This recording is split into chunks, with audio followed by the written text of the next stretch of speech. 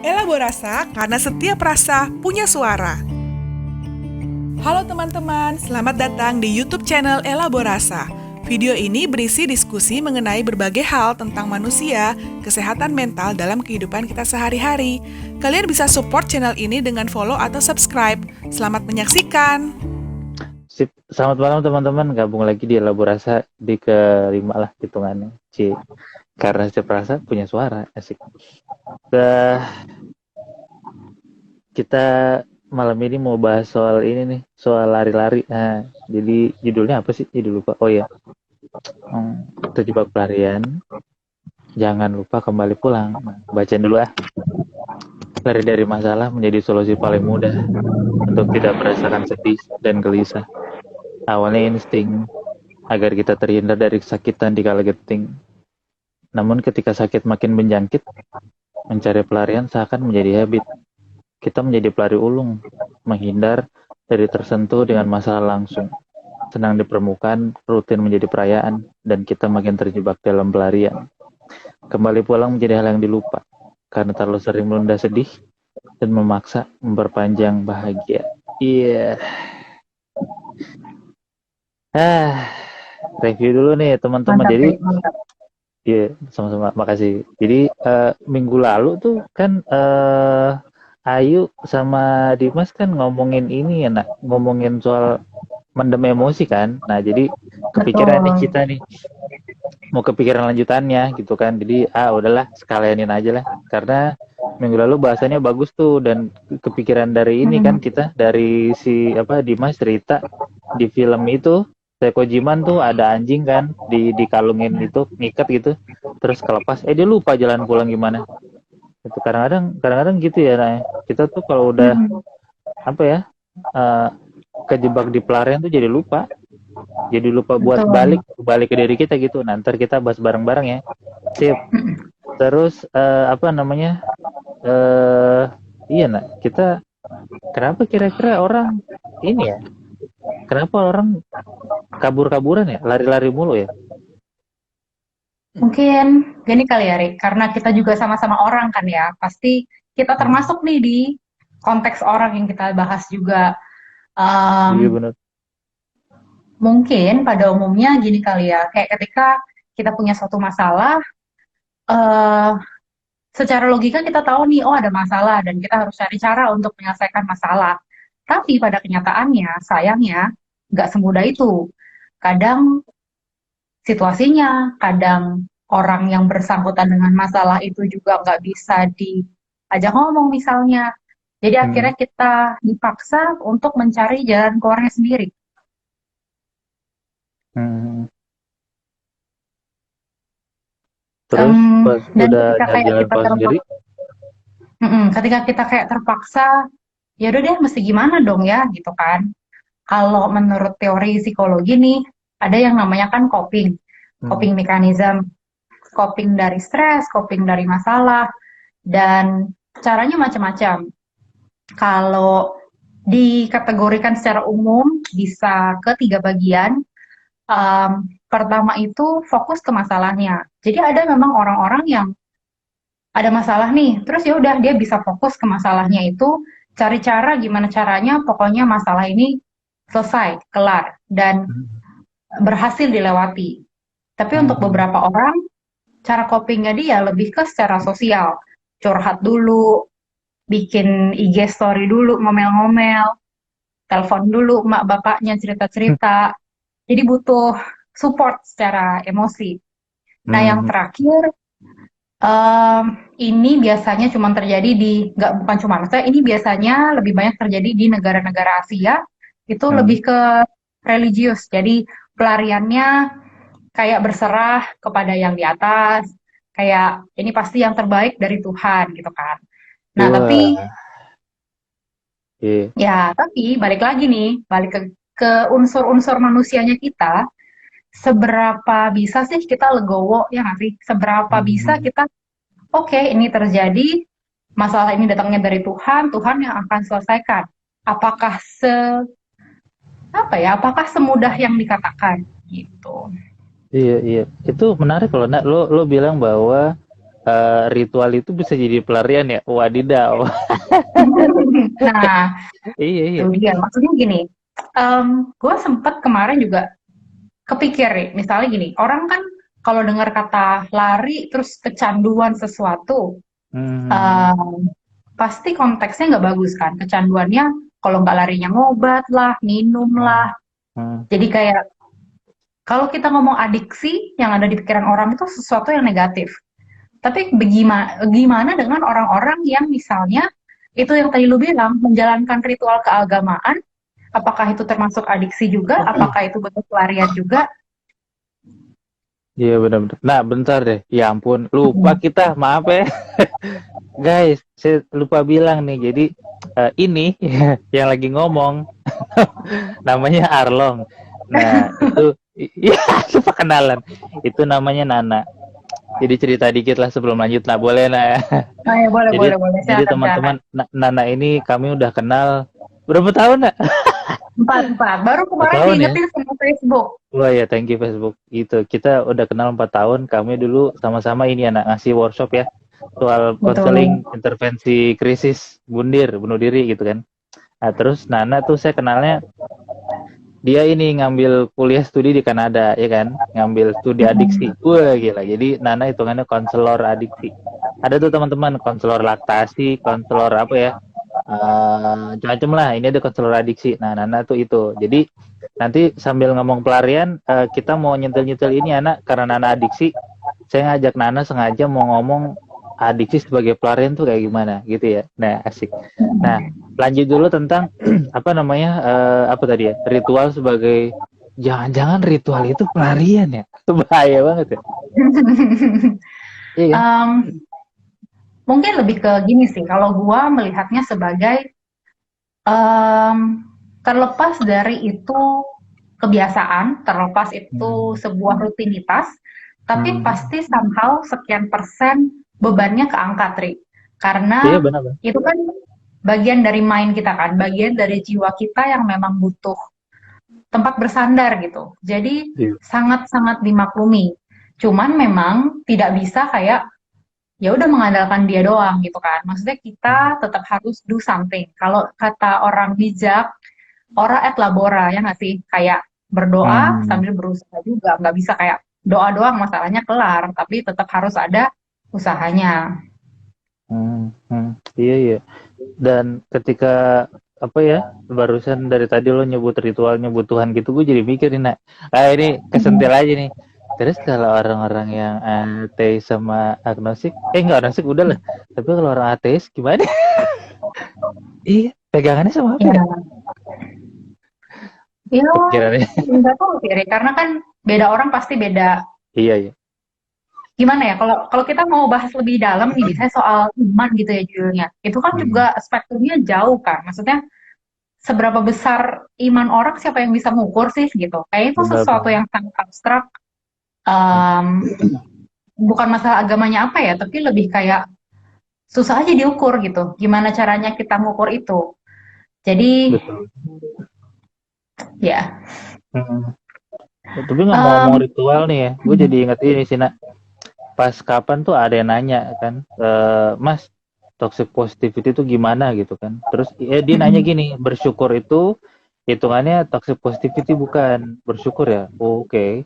Terus jawaban gue sederhana sih gue gini ya kalau bersyukurnya apa namanya untuk bersyukur sih nggak apa-apa bersyukur buat bersyukur gitu ya kan ada orang yang kayak bersyukur itu tapi buat tidak merasakan sedih ya kan jadi apa tuh kondisi musibahnya disyukur-syukurin gitu di apa ya, sih dipaksain nyari hikmah gitu loh ya kan ya jadi betul. apa namanya ya kalau bersyukurnya agar tidak nah agar mengesampingkan perasaan sedih yang ada ya lah sama aja bohong lah jadi gue jadi kepikiran ke situ sih ya kalau gitu itu hitungannya nggak pure bersyukur gitu aja mungkin sama halnya kayak yang Nana bilang sih apa namanya ritual gitu ya tujuan kita apaan sebenarnya walaupun memang ada apa ya mungkin yang bikin enak bikin rilis ya tapi pada kenyataannya kalau kita coba mindful gitu kan jangan-jangan ada itu udang di balik batu Gitu. Ya, atau bisa juga udang di balik bakwan kali ya, lebih enak tuh Ri, daripada di balik batu. Enakan itu. Agak susah dimakan. Iya, Oke, iya.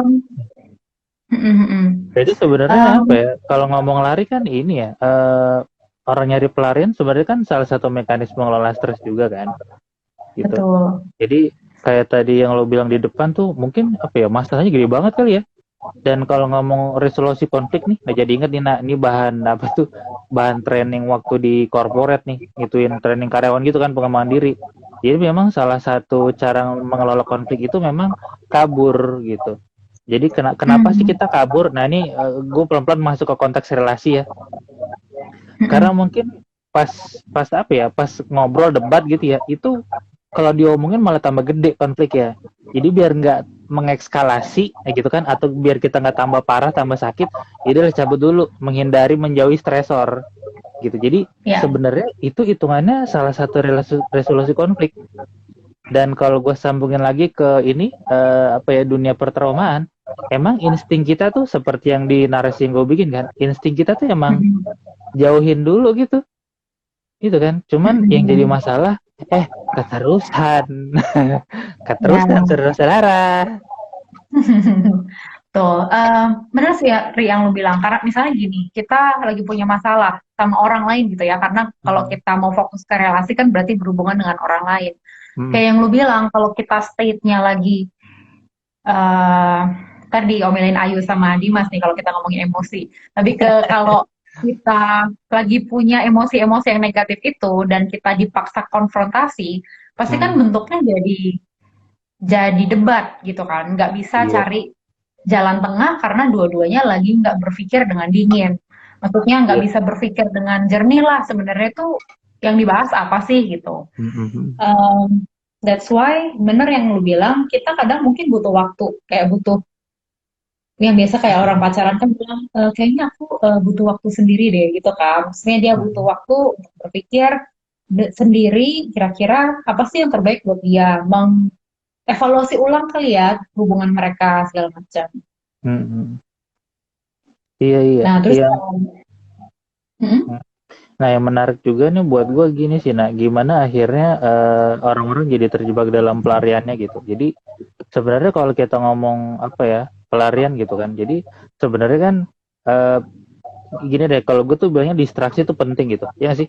Distraksi itu penting. Ya kan, dalam kondisi lo kalut banget, kacau banget, emosi lo tinggi banget, lo bener-bener butuh kayak dar satu gerakan, satu jurus, zet kurang banyak. Iya kan? Nah, jadi buat gue pribadi distraksi itu penting. Nggak nyembuhin, tapi stabilin. Ya kan? Contoh, orang jadi pas stres jadi lari ke makan, ya nggak sih? Orang jadi lari ke apa, belanja, judi, seks gitu kan, drugs. Langsung bikin seneng kan, langsung bikin enak kan. Nah, cuma kan apa ya? Ya mungkin karena enak kali ya. Akhirnya, reward system di otak tuh kayak nyari-nyari ngulang mulu nih. Nah, lo pasti ngerti hal ini nih. Jadi akhirnya ter apa tuh ya, terciptalah sirkuit network untuk memenuhi rasa apa tuh ya, craving itu gitu. Jadi pengennya sedang-sedang mulu, karena itu cara jitu sih, iya gak sih, untuk tidak merasakan sakit gelisah itu. Iya, betul, Rick. Kalau tadi yang lu bilang soal otak itu ya, apa yang terjadi di otak, mungkin kaitannya erat sama hormon kali ya. Kalau kita Hmm. stres kan kortisolnya tinggi banget tuh, panas nggak Iya. enak gitu. Maksudnya Hmm. mau ngapa-ngapain juga pasti nggak enak. Even ngelakuin sesuatu yang hobi kita pun pasti dalam hati tuh sebel gitu, grumpy, cranky, kayak senggol bacok gitu kan. Kayak Hmm. sebenarnya pergi jalan-jalan kesenggol orang asing yang sebenarnya harusnya biasa aja, tapi kalau kita lagi stresnya tinggi kan pasti kayak irritated gitu loh, kayak pingin marah, pingin nonjok gitu kan. Jadi Hmm. kenapa juga kayak yang tadi lu bilang lari ke sesuatu yang lain bikin kita pingin itu terus gitu. Jadi candu karena lari ke sana yang kita rasakan di otak bukan lagi si hormon kortisol, tapi Iya. hormon-hormon yang bikin kita nyaman. That's why kita nyari itu terus. Benar-benar. Jadi awalnya mungkin ini ya, awalnya mungkin nyari distraksi gitu kan, atau nyari hal yang benar-benar cepat bikin stabilin. itu kan. Cuman ya karena Betul. enak jadinya ngulang terus. Cuma gini nak, yang gua ini ya, gue jadi barusan tuh kepikiran beberapa cerita orang, beberapa cerita klien gua yang eh apa ya, mereka tuh kayak kayak lupa gitu bahwa mereka melakukan ini tuh buat apa. Gue kasih contoh deh, gue contoh deh. Jadi gue ingat sekali di ini klien gue OCD nih, apa namanya, di sesi kelima dia bilang gini, dan dia datang bukan dengan hal ini ya. Pokoknya di sesi kelima dia bilang, Mas kayaknya saya tahu deh kenapa saya ngerokok sama minum gitu.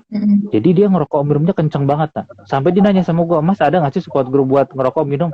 Wah nggak tahu saya di Jakarta gitu kan. Nah, jadi yang menarik buat gue adalah dia tuh nggak tahu kenapa dia begitu. Nah sebelum gue jawab apa tuh kasih tahu jawabannya, ini di momen yang lain lagi nih ya. Ini orang ini gue tahu dia 2 tahun, dia pas pertama datang gue tuh cerita kayak suka procrastinate gitu. Dia ngekos, kerja pulang itu cuman nge-scroll doang gitu. Nah, lalu 2 tahun kemudian gue inget kok di bulan yang sama deh 2 tahun kemudian akhirnya dia jawab bilang bahwa kayaknya gue tahu deh, Dek, kenapa gue mindless scrolling. Jadi setiap pulang kerja tuh dia begitu aja kerjaannya sampai bete sedih sendiri. Nah, yang pertama jawaban apa coba? Mas, saya ngerokok minum biar saya nggak ngerasain gelisah. Jawabannya gitu. Yang kedua nih ya, orang yang kedua dia akhirnya nyadar dia scrolling terus procrastinate itu. Nah ini temanya si Alvin sama Dr. Lydia nih ya. Silakan teman-teman lihat tar. Kenapa dia mana scrolling browsing gitu? Ternyata apa coba? Dia kalau dia diam, nah ini menarik nih ya. Kalau dia diam, berhamburanlah pikiran-pikiran, perasaan-perasaan tentang konflik di keluarga. Gitu. Jadi di contoh yang pertama ini apa yang menarik buat gue? Bentar, yang menarik buat gue di contoh kedua, di contoh dua itu adalah ini orang-orang pada lupa, iya sih?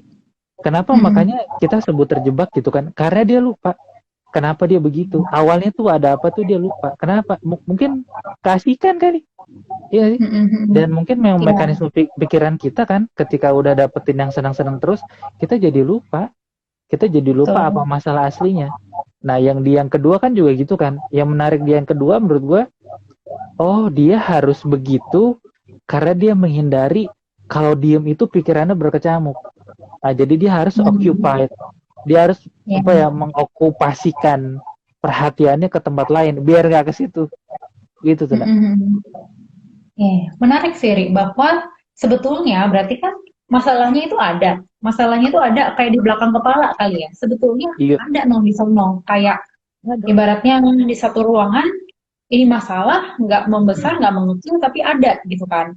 Tapi orang-orang termasuk kita juga kadang mencari sesuatu yang lain supaya seolah-olah ini nggak ada, supaya kita nggak kepikiran. Kayak lu bilang sebenarnya bukan menghilangkan ya, karena kan masih ada nih masalahnya, tapi lebih ke jadi jangan fokus ke sana deh, fokus ke yang lain aja gitu kan. Maksudnya supaya nggak kepikiran dan kita merasa nyaman dengan pelarian itu, karena yang at least kita tidak merasakan yang nggak enaknya. Mau ini netral, mau ini menyenangkan, tapi at least yang nggak enak. Iya. Ya sebenarnya apa ya? Sebenarnya kalau mau jujur-jujuran gitu kan, banyak sebenarnya apa ya, perilaku kita tuh yang bentuknya pelarian, ya nggak sih? bahkan iya kan, bahkan gue pribadi kalau kita lagi nggak bisa tidur kita ngapain? Mungkin orang-orang browsing, scrolling ya, itu kan pelarian kan? Kenapa? Soalnya diem nggak enak, gelisah. Kayak cerita tadi tuh mau muncul kalau kita diem gini. Nah, gue kalau gue jadi inget waktu awal-awal belajar mindfulness meditasi gitu ya, hal paling susah yang dilakukan seseorang itu apa coba? Duduk diem, katanya gitu. Kenapa? Nah, pas duduk diem itu teman-teman, berhamburanlah pikiran-pikiran, perasaan-perasaan itu. Pas duduk diem, kita ketemu dunia batin kita nih. Kita tidak berinteraksi lagi dengan dunia luar, tapi berinteraksi dengan dunia di dalam. Itu ngeri. Itu hal yang paling kita hindarin. Nah, makanya term ilmiahnya gini kan. Buat lari itu escape avoidance sebenarnya. Kabur lari, menghindar lari gitu. Betul. Dari katanya sendiri kan udah cukup jelas ya, escape, melarikan diri, dan avoidance karena menghindar. Iya.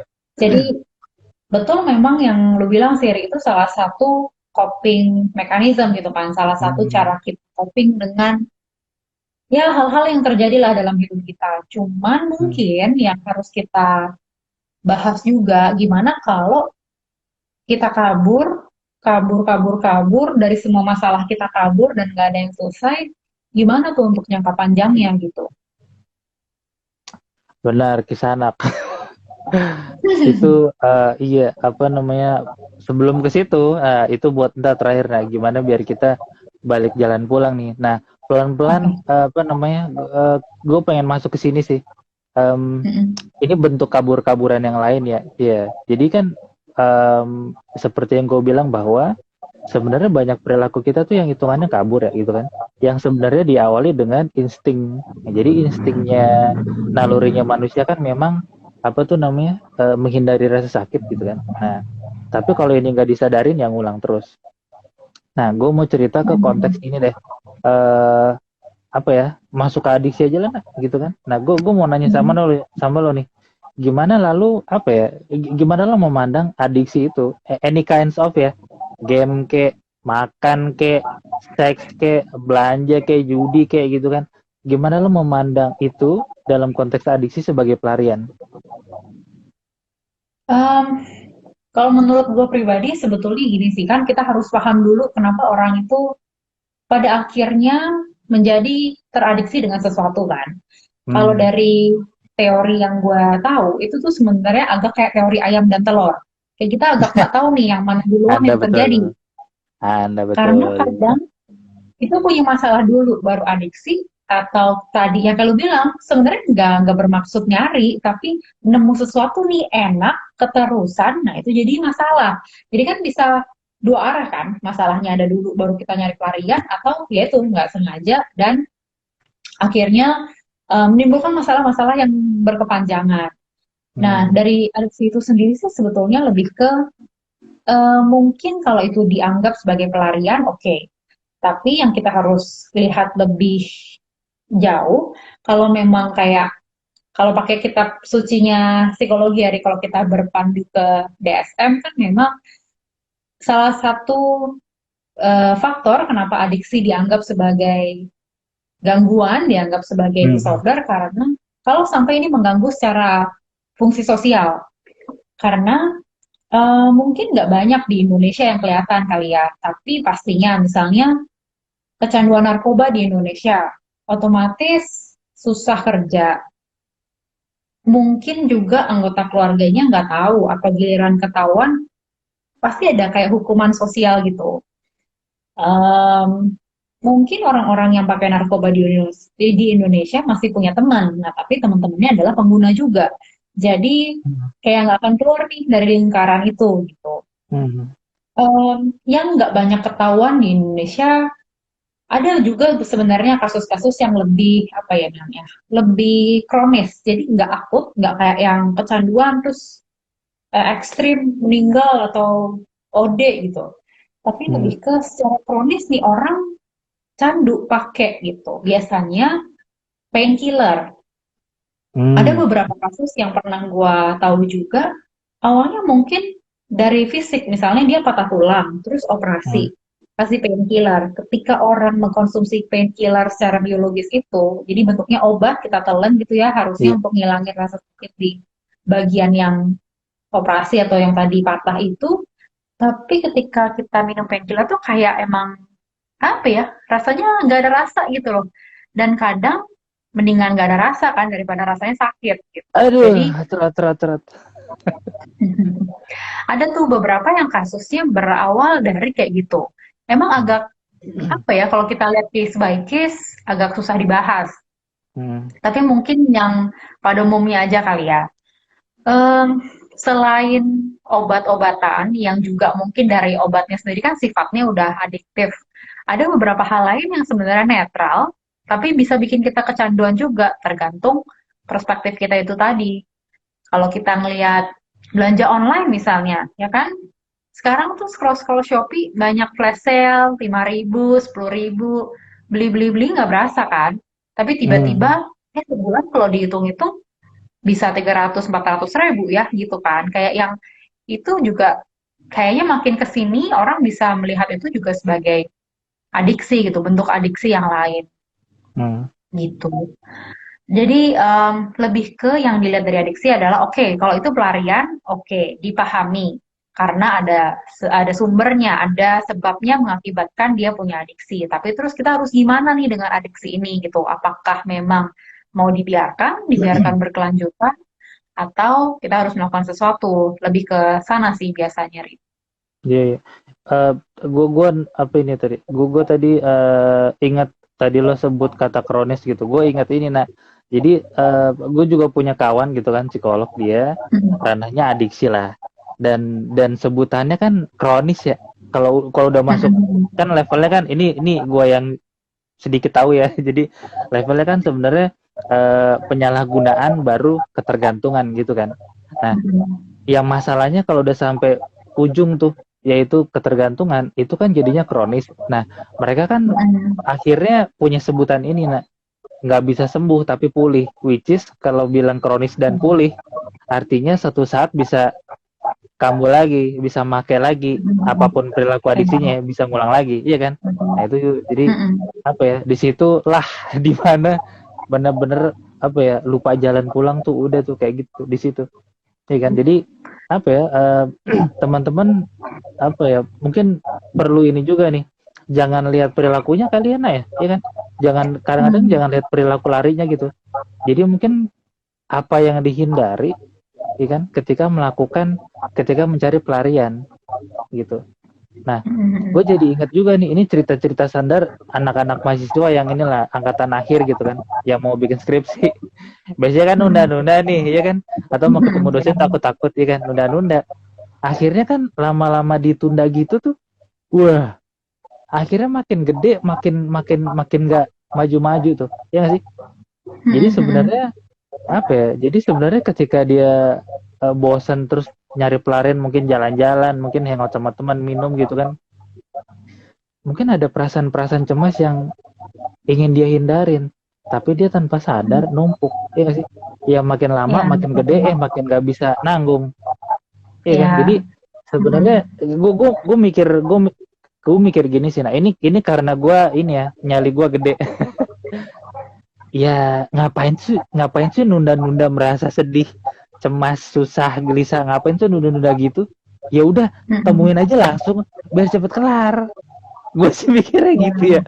Kebetulan nyali gue gede, tapi di satu sisi ya karena basic gue trauma, gue paham menemui diri sendiri itu, nah itu hal yang sangat menakutkan gitu. Nemuin monster, menemui bahwa diri kita punya apa ya, monster yang buruk banget, itu memang menakutkan sih. Terima kasih buat kamu yang sudah nonton. Kalian bisa kasih like, tulis di kolom komentar jika ada pertanyaan, cerita, atau saran tentang topik yang sudah kita bahas tadi. Atau bisa juga kasih masukan tema apa yang ingin kita diskusikan bersama di tayangan berikutnya. Sampai jumpa di elaborasi selanjutnya.